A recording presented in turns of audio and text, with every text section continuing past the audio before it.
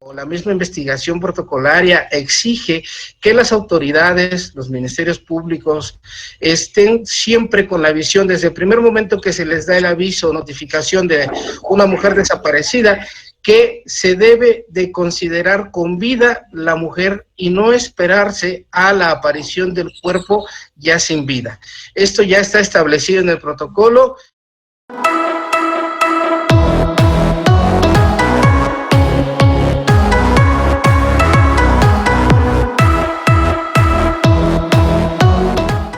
Y vamos a irnos por partes. Vamos a irnos a las conceptualizaciones específicas para después enmarcarlas en el Código Penal. El término como tal nos dice que hace referencia a un tipo de homicidio específico en el que el varón asesina a una mujer, chica o niña por ser de sexo femenino, a diferencia de otros tipos de asesinato. Los feminicidios suelen ocurrir en el hogar como consecuencia de violencia de género y que también se categorizan dentro de los crímenes de odio, dado que se dan en un contexto en el que lo femenino ha sido estigmatizado durante años. Sabemos que en nuestro país y en muchos otros países, pues sí existe una estigmatización hacia el rol de la mujer, las actividades y estas desigualdades que pueden existir y que siguen presentándose aún así en culturas tercermundistas. Se siguen presentando este tipo de estigmatizaciones, pero vamos a analizar esta parte. La palabra feminicidio está en disputa. Hay autores que afirman que incluye cualquier asesinato cuya víctima sea mujer, independientemente del género de quien lo cometa o de cuáles sean sus motivaciones. El feminicidio como tal es la manifestación más extrema del abuso y la violencia de hombres hacia mujeres. Se produce como consecuencia de cualquier tipo de violencia de género, como pueden ser las agresiones físicas, la violación, la maternidad forzada o la mutilación genital. Esto principalmente también habría que analizar el contexto que el protocolo o las actuaciones protocolarias o de investigación, pues también tiene un apartado en donde debe de hacerse una investigación tanto a feminicidios o homicidios en contra de niñas, pero también hacia el contexto indígena. Entonces vamos a irlo viendo más adelante. De acuerdo a nuestra tipificación en nuestro país, el 325 del capítulo 4 del Código Penal nos enmarca la tipificación del delito como tal, a lo cual reza de la siguiente manera: que comete el delito del feminicidio quien prive de la vida a una mujer por razones de género. Se considera que existen razones de género cuando concurra alguna de las siguientes circunstancias, y aquí ya viene el elemento pericial, el elemento policial y el análisis del tipo. Es decir, primer elemento, que la víctima presente signos de violencia sexual de cualquier tipo, que a la víctima se le hayan infligido lesiones o mutilaciones infamantes o degradantes previas o posteriores a la privación de la vida o actos de necrofilia, que existan antecedentes o datos de cualquier tipo de violencia en el ámbito familiar, laboral o escolar del sujeto activo en contra de la víctima, así como también que haya existido entre el activo y la víctima una relación sentimental, afectiva o de confianza, que existan datos que establezcan que hubo amenazas relacionadas con el hecho delictuoso o acoso o lesiones del sujeto activo en contra de la víctima, que la víctima haya sido incomunicada, cualquiera que sea el tipo previo a la privación de la vida, y que el cuerpo de la víctima sea expuesto o exhibido en un lugar público. En este sentido, vemos que el análisis del cuerpo o la aparición del cuerpo como tal, pues obviamente ya es la consecuencia final del abuso hacia una mujer.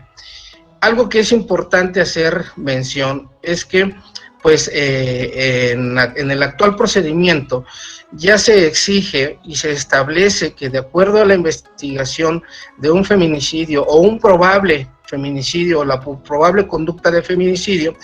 el Ministerio Público y todos centros aquellos que estén encargados de la protección a las víctimas, al momento que por desconocimiento la gente solicite, en este caso, o manifieste la pérdida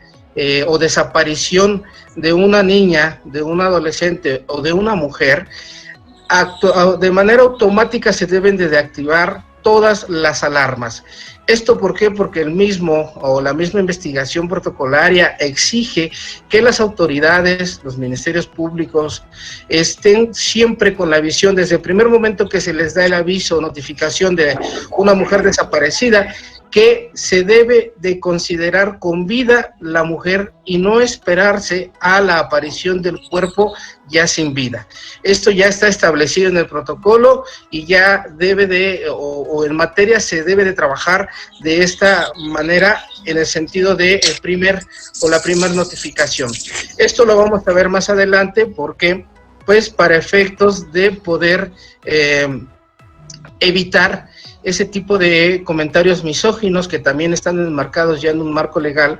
en donde pues se ha de haber ido con el novio y demás. Entonces estas conductas se deben de evitar, ese tipo de comentarios, porque se tiene que analizar o se debe de enfocarse mediante una perspectiva de género. Entonces,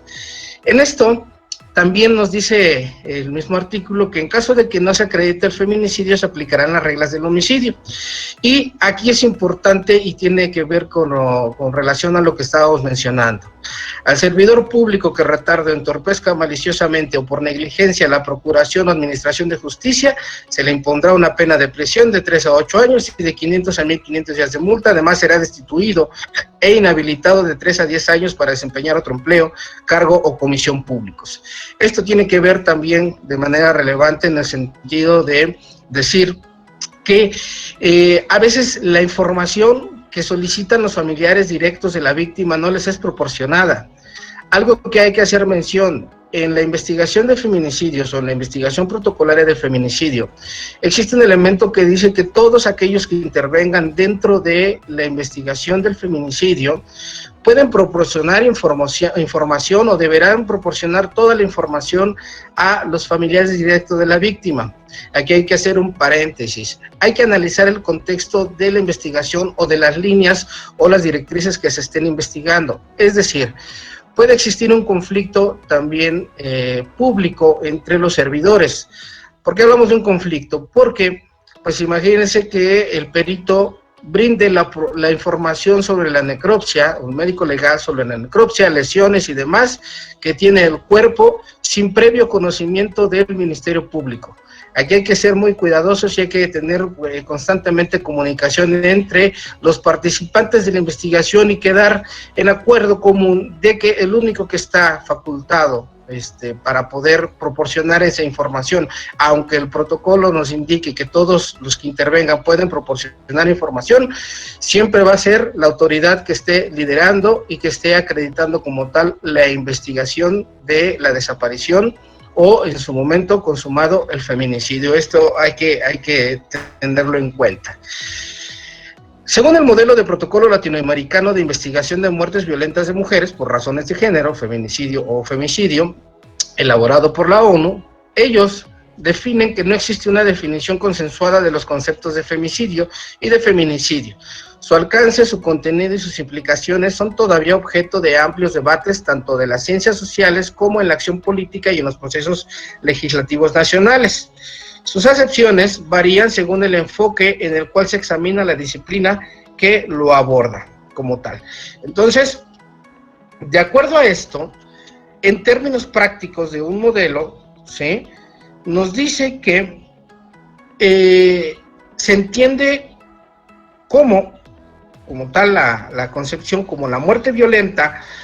de mujeres por razones de género, ya sea que tenga lugar dentro de la familia, unidad doméstica o en cualquier otra relación interpersonal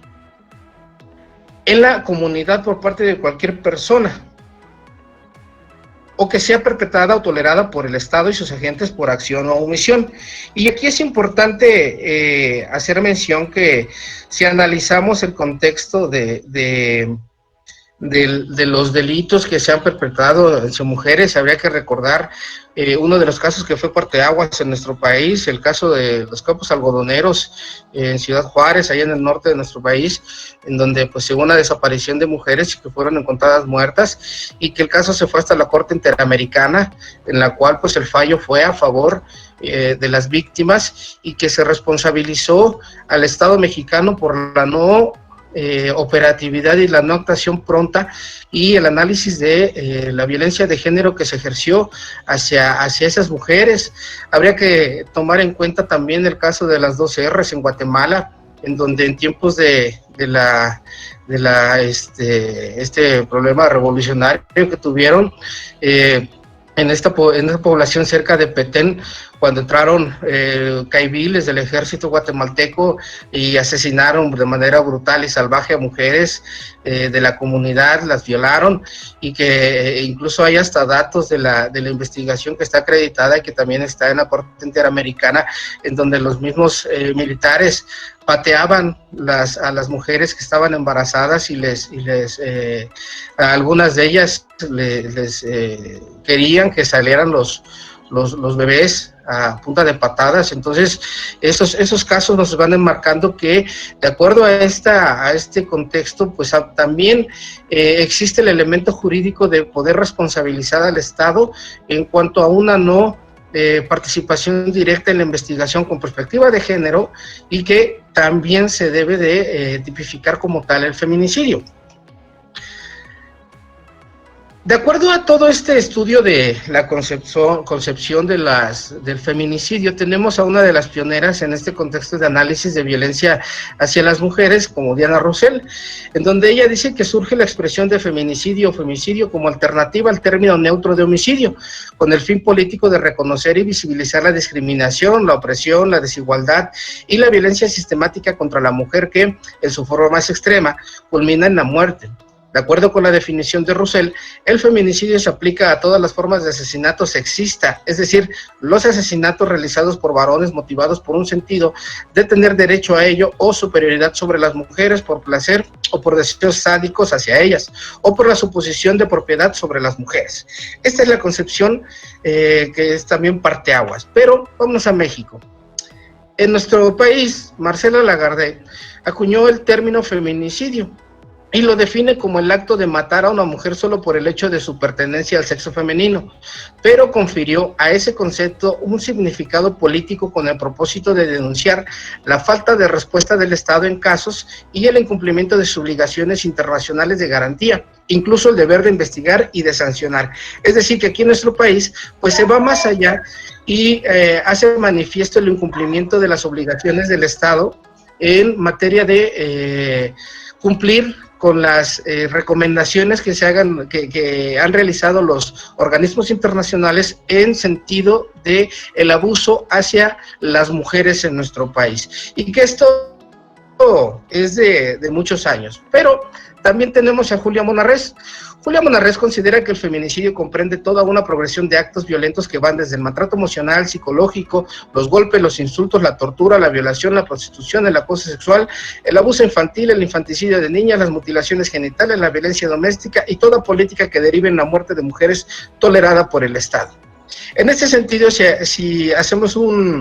una mención amplia, podemos decir que tolerado por el Estado es cuando hay una inoperancia del Estado en cuanto a el análisis de los casos particulares. Y podríamos hacer una regresión de los casos que se han presentado en los últimos años en nuestro país, en Puebla, en Ciudad de México, en Nayarit, en Chihuahua, en Chiapas, en Tabasco. Entonces podríamos hablar de una generalidad que se ha venido presentando y que cada vez se ha puesto manifiesto que el nivel de violencia, el nivel de agresividad, el nivel de humillación hacia las mujeres que han sido víctimas de, cada vez va aumentando. Podríamos tomar en cuenta, por ejemplo, el caso de Catepec, el famoso sujeto que decía que prefería que los perros se comieran la carne de sus víctimas, etcétera. Entonces ahí estamos ante una personalidad psicopática que sí, si bien es cierto, sí, claro, que tuvo que tiene un rechazo hacia la figura femenina, pero estamos hablando de un psicopático. Entonces un psicopático hay que recordar y hay que tomar en cuenta que son sujetos que son manipuladores, que son sujetos egocentristas, que son narcisistas, que tuvo un elemento importante que es su fama por 5 minutos como el buen perfil de un psicópata, esos cambios en la entrevista que se analizó, esos cambios de estados de ánimo en cuanto a que quería llorar y después de automático volvía a hablar de manera humillante hacia las mujeres, pues nos está hablando de que también estamos hablando de que el tejido social está muy contaminado. Eso es una gran realidad. que no podemos dejar a un lado. Entonces, analizando este contexto, vemos que el Protocolo Latinoamericano de Investigación de Muertes Violentas de Mujeres por Razones de Género recomienda que todas las muertes violentas de mujeres que en un principio parecerían haber sido causadas por motivos criminales, el suicidio y accidentes, deben analizarse con perspectiva de género para poder determinar si hubo o no razones de género en la causa de la muerte y para poder confirmar o descartar el motivo de esta. En este mismo tenor se encuentra una sentencia de la Suprema Corte de Justicia de la Nación que está relacionada con el caso de Mariana Lima Buendía, la cual establece que el caso de muertes de mujeres se debe primeramente identificar las conductas que causaron la muerte de la mujer, verificar la presencia o ausencia de motivos o razones de género que originan o explican la muerte violenta, preservar evidencias específicas para determinar si hubo violencia sexual y hacer las periciales pertinentes para determinar si la víctima estaba inmersa en un contexto de violencia. Este caso, tenemos el fallo de la Suprema Corte de Justicia, en el caso de Mariana Lima Buendía, tiene una connotación porque hasta hace 2 años, 3 años, todavía hubo un atentado en contra de su hermana, que es una de las testigos principales en relación a los hechos que sucedieron. El caso de Mariana Lima Buendía tiene que ver con una formación policial. Esto es porque el esposo de Mariana, ella era una abogada de profesión y de carrera litigante, y su esposo era policía. Entonces, la versión consta de que este sujeto llegó a su casa y encontró a su esposa colgada, pendiendo con una cuerda, y él le manda fotografías a sus compañeros policías por si a ellos les tocaba la investigación, porque él manipuló el cuerpo. Entonces él bajó, según su declaración, bajó el cuerpo y le dio de besitos en la boca, literal así dice, y le di besitos en la boca para poder revivir a mi esposa, pero pues ya estaba muerta, y entonces es cuando doy parte a la autoridad y viene la investigación. Pero resulta que en el análisis criminalístico y médico legal, el cuerpo de Mariana Lima tenía muchas huellas de maltrato y de tortura, y que incluso, de acuerdo a declaraciones de su mamá, Mariana, ese día exactamente que le encontraron muerta, según la versión de su esposo, ella ese día iba a abandonar el hogar que tenía con él y se iba a regresar a vivir con su mamá. Hay antecedente de violencia, existe la investigación antropológica social de los mensajes que recibía por parte de su marido, que eran de amenazas, que eran violentos, existía hasta cierto punto también una violencia económica, ¿sí? Entonces, todo en este conglomerado, pues un testigo que es parteaguas de todo es la hermana de ella. Entonces, como el caso todavía está abierto, para la audiencia de juicio en la que se iba a presentar su hermana, tuvo un atentado con armas de fuego para matarla. Entonces hay que recordar que en la investigación del feminicidio tenemos feminicidios o que puede terminar un suicidio, una mujer en una conducta de suicidio derivada del ambiente, del contexto en el que vive, que puede ser de violencia doméstica, que puede ser de violencia física, de violencia psicológica, de humillaciones, de vejaciones, etcétera, y esto puede terminar con el suicidio de la mujer. Eso hay que tenerlo también en cuenta. Entonces, estos elementos son los que se deben de comprobar, y dice acá que también es importante entender que no todos los asesinatos de mujeres son feminicidios, como lo señala la Comisión Ejecutiva de Atención a Víctimas, el CEAP. Para que sea considerado como tal, la muerte de la mujer tendrá que ser violenta y en el ejercicio del dominio sobre la mujer como relación desigual. Este organismo añade que a través de la muerte violenta se pretende perpetuar los patrones que culturalmente han sido asignados a lo que significa ser mujer. Estos elementos nos enfocan hacia 3 elementos importantes: la subordinación, la debilidad, la delicadeza y la feminidad. Esto tiene relación con lo que manejan la actuación protocolaria, porque también la actuación protocolaria refiere y manifiesta que debe de comprobarse que al momento de la relación que existía o preexistente entre la mujer y su victimario, sí debe de estar presente una mayor fuerza, una desigualdad física entre la mujer y el hombre.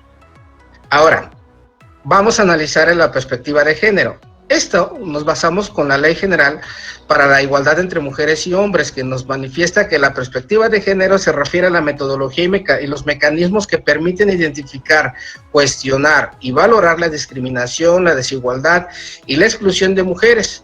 que se pretende justificar con base en las diferencias biológicas entre mujeres y hombres, así como las acciones que deben emprenderse para actuar sobre los factores de género y crear las condiciones de cambio que permitan avanzar en la construcción de la igualdad de género. Este elemento de perspectiva de género, como todos ustedes saben, a nivel mundial, ¿verdad?, se busca hacer esa construcción de igualdad de género a nivel mundial, no nada más en nuestro país, a nivel mundial. En países en donde es más marcado y donde cuesta un poquito más de trabajo hacer esa construcción de igualdad de género, pues se ha visto y hay estudios que manifiestan que es en Latinoamérica y Sudamérica, en donde hay mucha renuencia en cuanto a la apertura de la construcción de la igualdad de género. Es muy difícil, incluso yo he visto debates en personas que no están de acuerdo con el enfoque que se le da a la perspectiva de género y pues esto va debilitando esa construcción que se busca. Esta parte de la perspectiva de género nos dice que plantea la necesidad de solucionar los desequilibrios que existen entre mujeres y hombres mediante acciones como, primer elemento, la redistribución equitativa de las actividades entre los sexos. Esto es parte de lo público y lo privado. La justa valoración de los distintos trabajos que realizan las mujeres y hombres, especialmente en lo referente a la crianza de las hijas e hijos, el cuidado de los enfermos y las tareas domésticas. Y aquí podríamos hablar de un contexto que viene en pueblos, que viene en comunidades, que viene como educación, etcétera, en donde siempre hacemos mención de los ejemplos de, por ejemplo, la enseñanza que se le da de repente a los niños y a las niñas, en donde la niña, pues saliendo de la escuela, tiene que irse rápido a casa porque debe de preparar la comida, porque debe de lavar, porque debe de cuidar a los hermanos, y a los niños en algunos casos pues se les da la opción de que pues puedan realizar otras actividades o que de plano pues puedan salir a jugar o estar durmiendo. Entonces, partiendo desde esas costumbres, culturas y demás, ¿verdad?, se debe de modificar o exige esta parte de la perspectiva de género que se puedan ir modificando de a poco los patrones en cuanto a las responsabilidades que pueda tener una niña y un niño para que se vaya gestando y se vaya estructurando este objetivo que se quiere, que es la perspectiva de género y la igualdad de oportunidades. Dice que debe de existir una modificación de las estructuras sociales, los mecanismos, las reglas, las prácticas y valores que reproducen la desigualdad y el fortalecimiento del poder de gestión y decisión de las mujeres. Esto creo que en nuestro país se ha venido logrando y hay un gran avance en cuanto a la intervención de manera directa del sexo femenino en todos los ámbitos sociales, públicos y privados, y eso nos está hablando que pues sí, hasta cierto punto sí se va, por una parte se va logrando esta construcción de la equidad y de la perspectiva, pero por otra parte tenemos que los delitos en contra de las mujeres tienden a ser extremadamente más violentos que hace algunos años. Entonces habría que analizar el modelo también. Dice que esta perspectiva, dice que debe de analizarse y que debe de implicarse directamente porque radica en las posibilidades que ofrece para comprender cómo se produce la discriminación de las mujeres y las vías para transformarla. Es decir, vamos a ver más adelante cómo es que todos aquellos que intervengan de manera directa, implícita o tácita en la investigación de la muerte de una mujer violenta, un feminicidio, pues debe de tener una perspectiva de género, y esto es algo que constantemente, muchos de ustedes lo sabrán, tendrán conocidos, que son funcionarios públicos en materia de seguridad, y que constantemente se les está capacitando en perspectiva de género, en equidad, en los roles. ¿Esto para qué? Para que se vaya cumpliendo esta parte y no se puedan tener acepciones como las que vamos a ver más adelante. Además, es necesario entender que la perspectiva de género mejora la vida de las personas, de las sociedades y de los países, enriqueciendo todos los ámbitos productivos, es decir, no se limita solamente a las políticas focalizadas a favor de mujeres. En materia de esto, analizamos cuáles algunos aspectos desde el punto de vista criminológico, psicológico, forense y demás, podemos analizar de aquellos que realizan conductas de feminicidio hacia las mujeres. Podemos hablar de una psicopatología o inadaptación de algunas de las figuras paternas, problemas de alcoholismo y drogadicción, desarrollo de un apego insaludable y no seguro, falta de afecto y apoyo emocional, padres con problemas delictivos, hacinamiento, familias numerosas, situación de exclusión, falta de recursos y redes de apoyo, que vienen a entretejer toda esta parte, pero también podríamos hablar de el estilo de vida parasitario, el vandalismo, la drogadicción, la contaminación criminógena que puede existir también en el sentido de los jóvenes, porque también hemos visto que aquellos que cometen feminicidios son muy jovencitos. En alguno que estudiamos y que participamos en un feminicidio, resultaba que el muchacho había matado a su novia porque ella estaba embarazada y entonces él no quería hacerse responsable y le tenía miedo al papá. El papá no vivía con ellos, el papá tenía otra pareja, tenía otro núcleo familiar. Sin embargo, pues el muchacho seguía mucho al papá, lo admiraba mucho y demás, y pues obviamente el papá cuando declara acerca de los hechos, pues mostraba un lenguaje muy misógino hacia la figura de la mujer, e incluso llegó a decir que pues él reaccionó de manera así porque seguramente el hijo que iba o que estaba esperando la